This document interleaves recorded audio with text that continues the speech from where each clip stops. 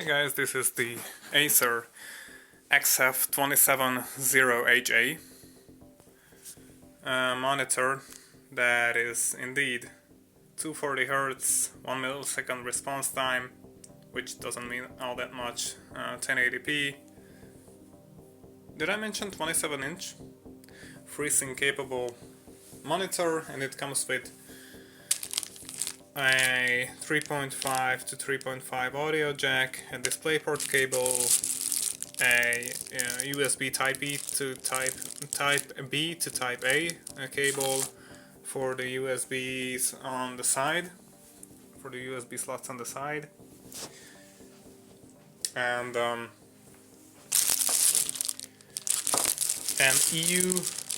UK and an EU power plug, and a DVI-D cable, which you can use because this monitor has indeed a DVI-D input, but if you use that one, it'll only go up to 144 Hz as opposed to the DisplayPort cable, with which it does go up to 240 Hz. And but I'm using an HDMI cable, and because this monitor features HDMI 2.0, you can go up to 240 Hz using an HDMI cable. So let me show you the inputs. Here you can see the HDMI cable plugged in. There's also the audio jack pass-through, the DisplayPort socket, the DVI-D socket, and the USB pass-through. You also get two USB ports here on the bottom if you decide to use the USB pass-through, plus those two on the side. And the socket for the power plug, and an on-off switch for the power, which is nice to have. This is how the monitor looks from behind. And it does tilt pretty high, and yeah, and it does swivel, even pivot.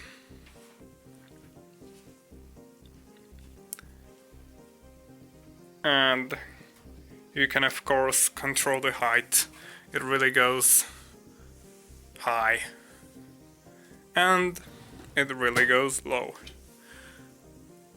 It's almost touching the desk at this point. If you tilt it like that, you can see that it almost touches the desk. But on to more important things, the colors. The colors on this monitor are, I'd say, on par with the colors on the Alienware 25, and both monitors are way better than that XL2411z over there. That is just washed out no matter how you set it up, but these ones have good color for TN, and you could even play around with the settings to make it even better. If I had to decide between these two regarding the colors, I don't even know which one I'd give the edge to. This one seems a little bit more natural, but both monitors are really good when it comes to colors. For a TN, that is, for a TN panel. So you could fine-tune both of them to suit you, as opposed to the XL2411z, which no matter how much you tune, you won't get to look as good as these ones do right out of the box. Moving on from the colors to more advanced stuff. Let's see what the timings are. So at 240 Hz these are the default timings for the Acer monitor. And you can change these around, reduce the vertical total here, and play around with them. But no matter what you do, no matter what I did, I couldn't get it to stop frame skipping. I mean, if I'd tweak it enough, if I'd go down with the refresh rate enough, I think I could stop it from frame skipping, but I couldn't manage to do it. The only thing I could manage to do was going down to 200 Hz instead of 240, and then the frame skips, which I'm talking about, would be really rare. But if you leave it on factory default settings, the monitor does frame skip, which is a huge bummer. And I don't know whether Acer wants to fix this or is even aware of the problem. I think they're aware of it, but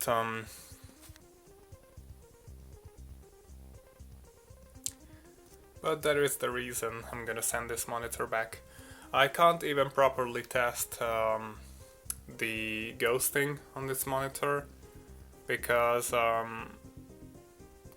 the monitor skips frames, and that slows down this animation. It makes it stuttery and it goes slower than it's supposed to, and that reduces the amount of motion blur you're seeing. So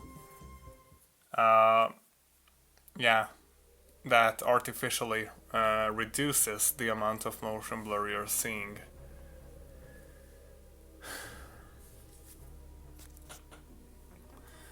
So, with that out of the way, I'm not gonna do any pursuit shots to see how to show you how bad or good the ghosting is on this monitor. But what I can show you is the OSD. I mean, there's no point of taking pictures of the ghosting on the test UFO, on the ghosting test on the test UFO website, because it's artificially reduced by the stuttering, and that's the reason I'm gonna send this monitor back. But I can show you the OSD. So the OSD, you have a joystick on the behind the panel, and you press that joystick in, and the OSD appears. There's a button on the left, there's a button on the right from the joystick, which is just the power on off button, and there's 3 buttons on the left of the joystick. The first one, with the first one you select an input. If you press the joystick in, you select something. If you press it to the left, you can exit.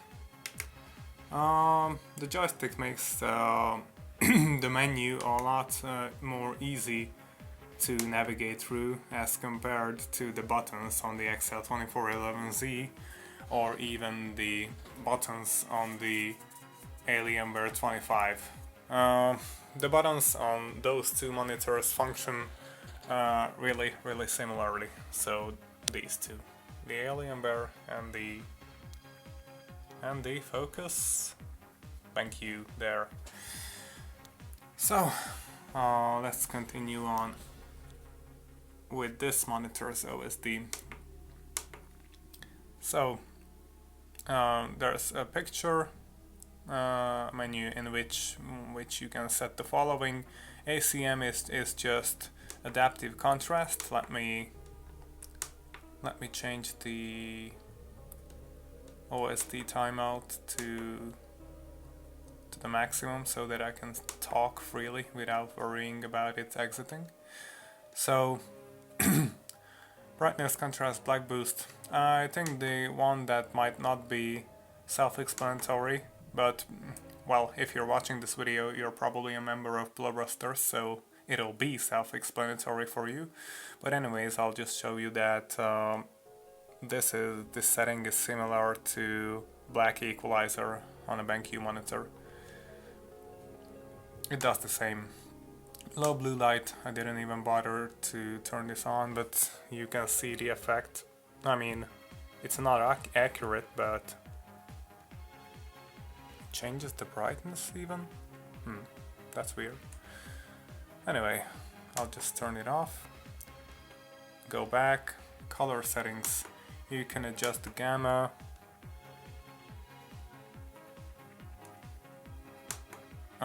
The warm color temperature is looks like the most neutral to my eyes. Normal is too bluish. I won't show it to you on the camera because even if I do show it, that won't achieve anything, since the colors which this phone records are not accurate. So moving on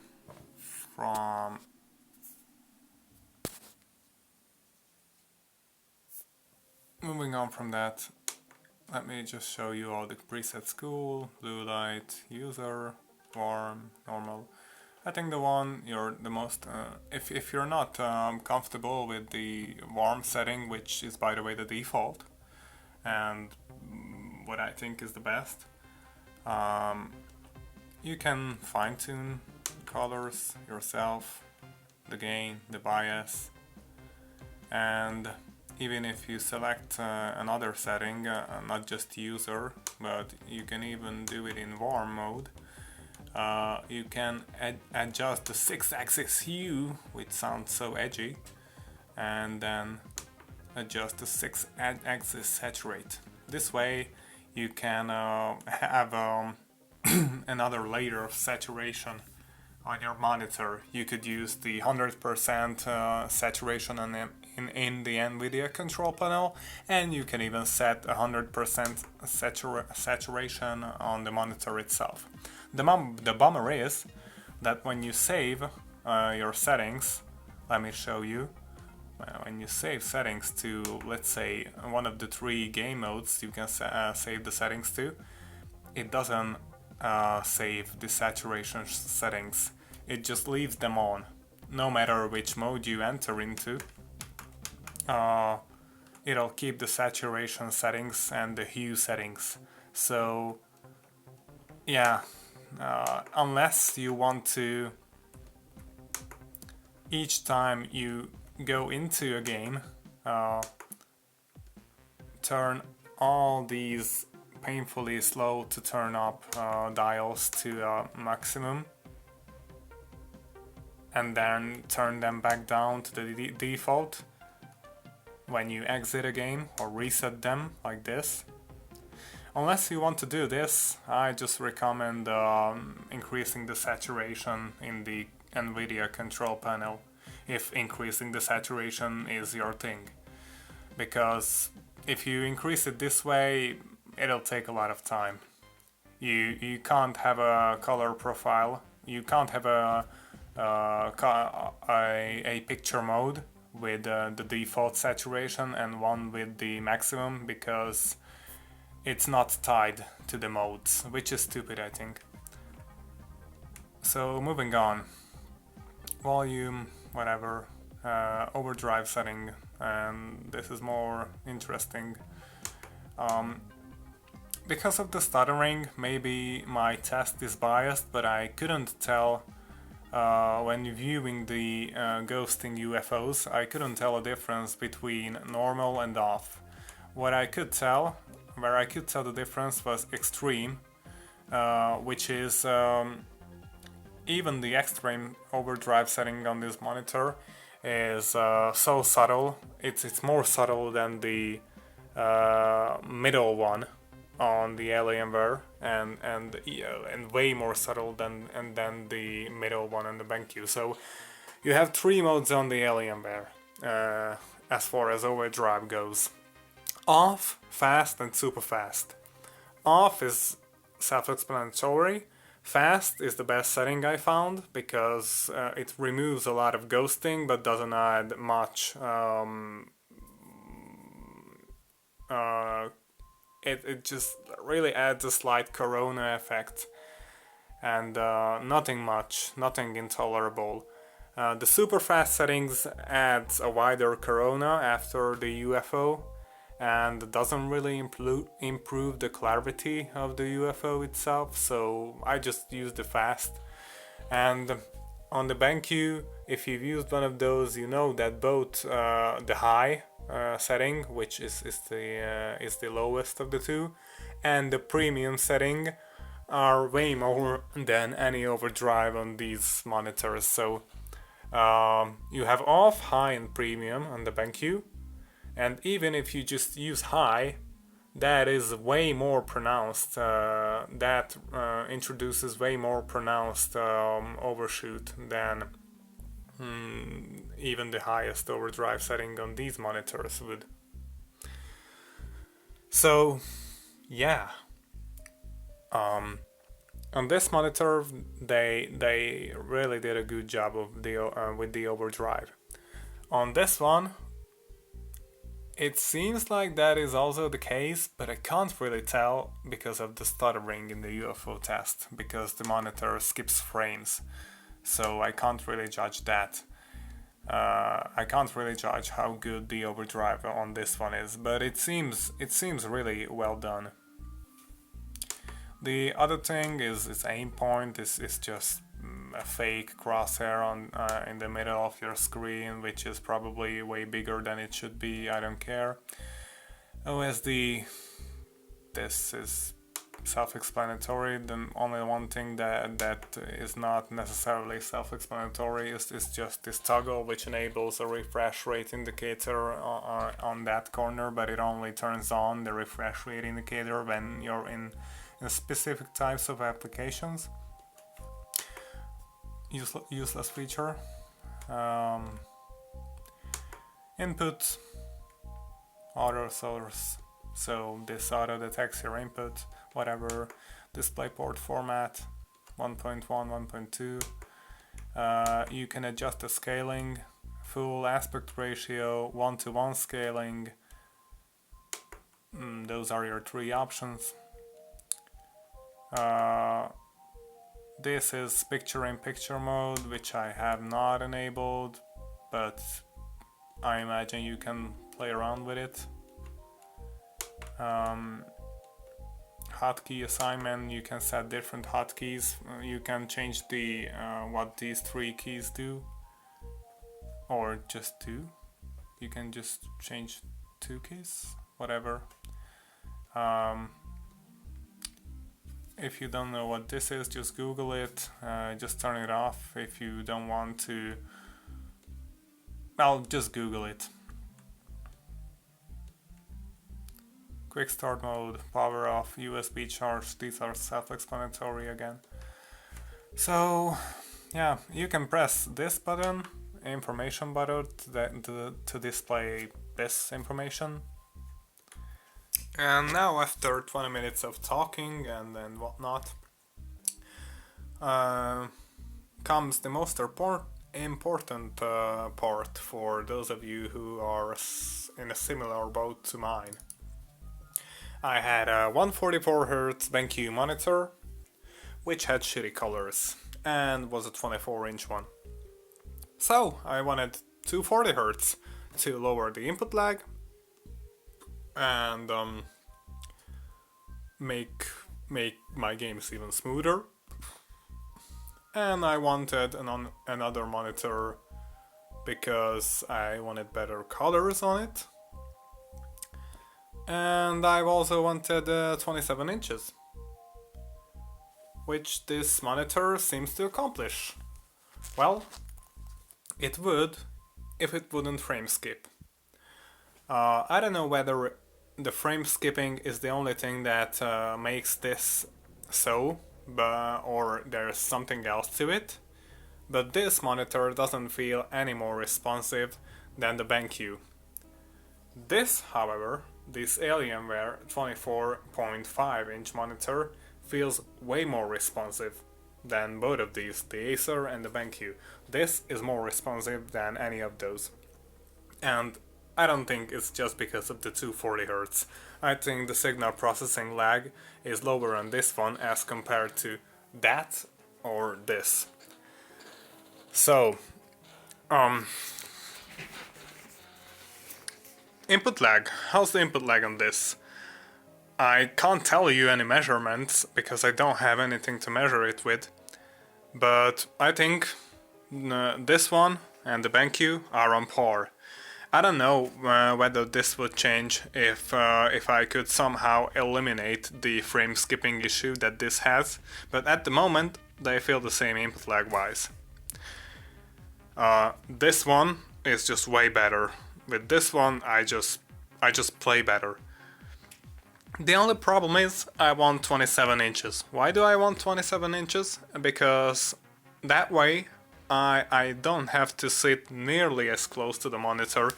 It doesn't seem like much on the video. Maybe it doesn't seem like much, maybe it does seem like much, I don't know. But my point is that it really does make a difference. That difference in size, it's really different. With this one you have to get really close. You have to move your face really close into the monitor, and even then you won't see things as clearly as you can on this one. I prioritize ease of seeing as opposed to higher PPI. Most people would go for the higher PPI because the image is more crisp and sharp on the smaller monitors because they have the same resolution.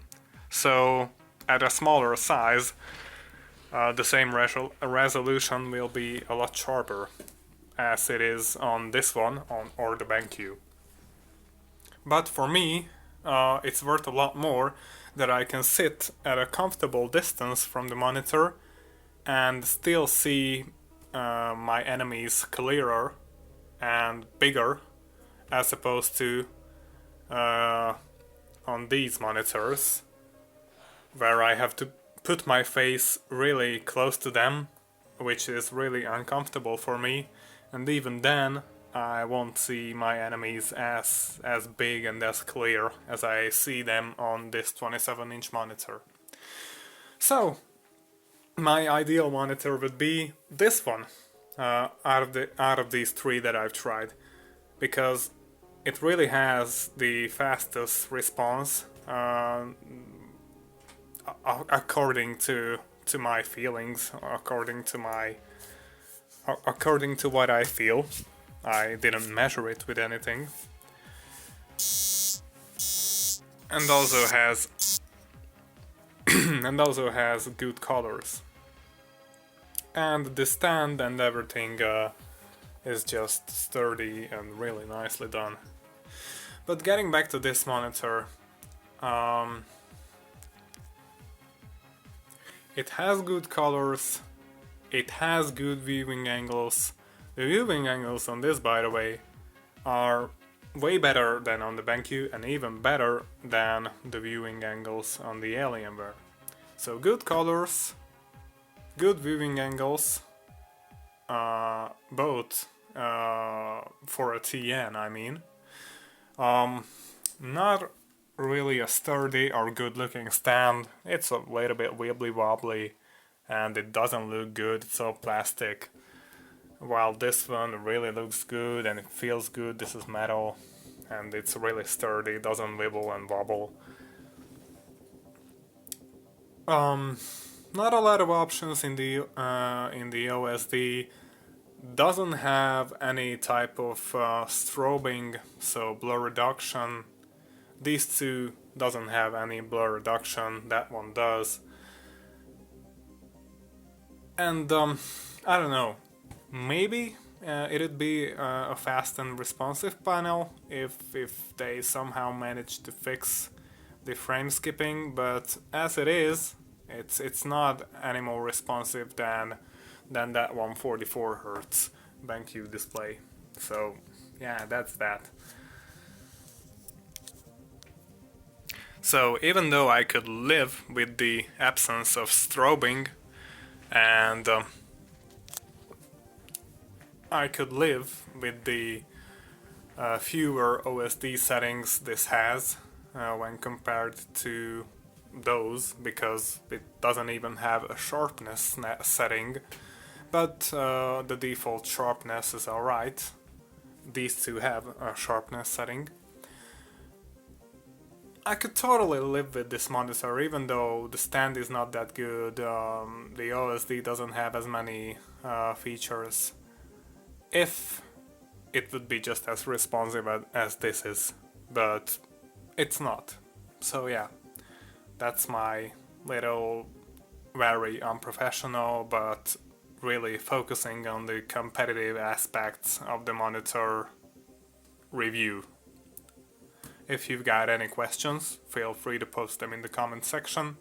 I'm gonna reply to every tasteful comment I get, and I'll see you when I post my similar video about this monitor. And spoiler alert, the only problem I have with it is that it's just smaller than this. So if this would be 27 inches, I'd be really happy with it.